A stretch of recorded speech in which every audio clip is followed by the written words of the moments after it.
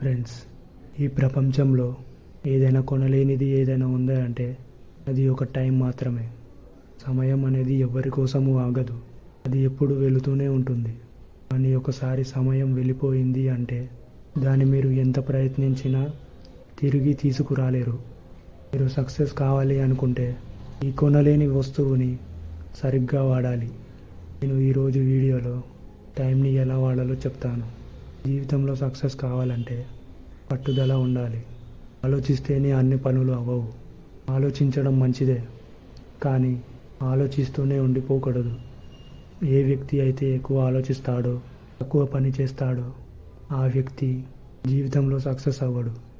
Parents pressure ఉండొచ్చు, problems ఉండొచ్చు, డబ్బు లేకపోవచ్చు, కానీ ప్రాబ్లమ్స్ లేని మనిషి ఉండడు. ప్రాబ్లమ్స్ అనేవి వస్తూ ఉంటాయి. అవి మన ఓపికను పరీక్షించేందుకు వస్తూ ఉంటాయి. నీకు ఒక కొత్త పాఠం నేర్పుతాయి. నీ లైఫ్లో ప్రాబ్లమ్స్ ఎవరు దూరం చెయ్యరు. ప్రాబ్లమ్స్ని మీరే దూరం చేసుకోవాలి. ప్రాబ్లమ్స్తో నేర్చుకోవాలి, వాటిని ఓడించాలి. ఇప్పుడు ఎదుటి వ్యక్తిపై ఆధారపడకండి, ఒంటరిగా పోరాడండి. కష్టపడడం, గెలవడం నేర్చుకోండి. సక్సెస్ రెండు విషయాలతో వస్తుంది. ఒకటి ధైర్యం, ఇంకొకటి ఆత్మవిశ్వాసం. ముందు ఆత్మవిశ్వాసంతో ప్రయత్నించండి, ఇంకా ధైర్యంతో ముందుకు వెళ్ళండి.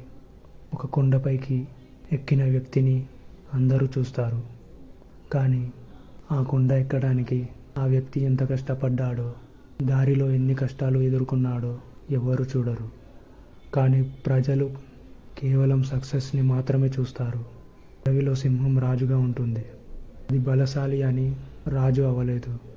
దానికంటే బలశాలిగా ఏనుగు, ఇతర జంతువులు ఉన్నాయి. సింహం అడవికి రాజు, ఎందుకంటే దానికి తన మీద నమ్మకం ఉంది, తన శక్తి మీద నమ్మకం ఉంది. దాని పవర్స్ ఏంటో తెలుసు. అందుకే అడవిలో ఉన్న ప్రతి జంతువు దాన్ని చూసి భయపడుతుంది. నువ్వు సింహంలా బతకాలా లేక ఇతర జంతువులా బతకాలా అనేది నీ చేతిలోనే ఉంది. మీరు చేసే పనులు ఎలా ఉండాలి అంటే మీరు చనిపోయినా కూడా మిమ్మల్ని పాటించాలి, మిమ్మల్ని గుర్తు చేసుకోవాలి. ఫ్రెండ్స్, మీరు ఏమైనా చేయాలి అనుకుంటే సమయం వచ్చే వరకు చూడకండి, ఇప్పుడే మొదలు పెట్టండి. ఇప్పుడు కాకపోతే ఇంకెప్పుడు చేయలేరు.